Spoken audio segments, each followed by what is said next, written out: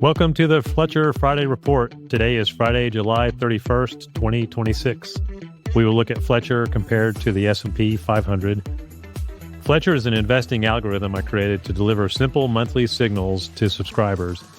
It's been a week of ups and downs, to put it mildly, so let's get started. Here we are again with what has felt like a crazy week. I guess not felt like, it actually was a crazy week. Yesterday, I kind of had a half laugh, half cry, so I sent my brother a text with a crazy roller coaster meme. That's the way it's felt for me. This week has really tested my conviction with Fletcher and my portfolio overall. More on that in a minute.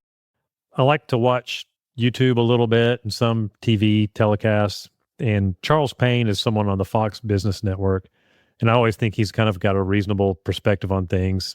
He has a recurring guest by the name of Nancy Tengler, and I hope I have your name right, Nancy. She comes from a firm that has an office here in Nashville called Tengler, Laffer, and you might recognize the Laffer name. Art Laffer, who worked under Reagan, he's also known for the Laffer curve. He's also a Nashville guy, so look him up. Anyway, I believe it's his son that is business partners with Nancy. Back to Nancy and what she was saying on the Fox interview with Charles Payne. She said, "We're going to make mistakes. The goal is to be mostly right." I really identify with that mostly right sentiment. So how does that relate to Fletcher? I've shared in the past about Fletcher and the signals and how 2 out of 3 of the signals are positive. And so I got to digging a little bit. And with the backtesting back to 2018, the average positive monthly signal with Fletcher is 17%. The average negative is negative 10%. So that qualifies for mostly right. So what does that mean from a net result standpoint? Again, using the backtesting back to 2018, the monthly average return is 7%. Yeah, that's monthly, not annual, monthly return of 7%. I would say that qualifies for mostly right. Even with the results of a weak July, this is still a great average. Let's take a minute to look at Fletcher's actual performance. This week, Fletcher was down almost 9%, and the S&P stayed steady, roughly about 1%. For the month, Fletcher is down almost 26%. The S&P is basically flat. Year to date, Fletcher's at 126%, and the S&P is at 9%. I always like to reiterate when I'm sharing these numbers that these are all very short-term, and short-term is not a good judge. I would say for most investing systems, Fletcher included. I consider 1 month short-term. For Fletcher, 1 year can be short-term as well when looking at volatile years. I'm working on a report that I'll share in the future looking at the performance of Fletcher over 6, 12, and 24 months. Those are more reasonable terms, in my opinion. Last week, I mentioned all the adjectives the press was putting in the headlines. I think they're adjectives, maybe they're verbs. Either way, what seems like hyper reaction to the market, terms like tumble and slaughter. This week, I think some adjectives and even some expletives might be warranted. Volatility, I would say that would be the word for the week. This week, Fletcher and my other investments were very volatile and got me thinking about words like tumble and slaughter. And then yesterday came in with this huge surge and surprise. So I guess that's back to volatility, right? My overall portfolio experienced an 18% swing this week. Talk about testing my conviction.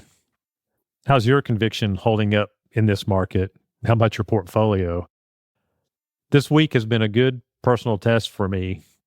My plan to stick with Fletcher, trying to keep the daily and weekly swings in context, maintaining a broader long-term perspective.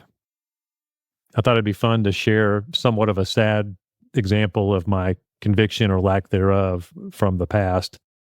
I was sharing with someone this week how I got anxious with Amazon with all the ups and downs. This was in 1998.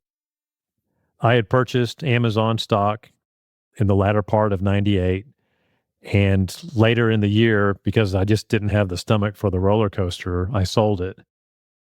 For context, $1,000 back then, with the gains and splits and everything that Amazon has gone through, would be $200,000 today. Yes, that's 28 years ago, but that lesson of patience still applies. Investing and conviction is a bit of a discipline, and no one said it would be easy. As usual, I like to bring up some of my conversations from the week to these Friday reports. There's a little bit of an overlap this week between a conversation I was having and some of the interactions I was having on Reddit. The recurring theme was catching up. So what is catching up? Basically, for me, it's been feeling behind in my retirement account. So I can definitely relate. I've had various personal circumstances over the years, having multiple businesses as an entrepreneur. Some years I could contribute to my IRAs, other years we couldn't. In fact, one year I actually had to take money out. Today I'm 59 and still feel the need to increase that portfolio for my retirement and to do it in an accelerated fashion. So catching up is definitely on my mind. I'm also trying to be careful about managing risk along the way, being careful about volatility in what I'm investing in. I'm using Fletcher as a large part of my plan to help me catch up. My confidence is supported by the backtesting. My personal experience with Fletcher since January is also helping my conviction. And I've committed about a third of my portfolio to Fletcher. What about you? How are you feeling? Are you needing to catch up? If so, what are you doing to accelerate your gains? Let me know. That'll do it for this week. Thank you for listening today. Next week, we'll have new signals for August on Monday. I'm looking forward to what I hope will be a positive August for Fletcher and for you as well.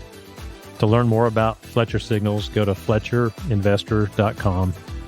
Have a great week, and let's connect again next Friday.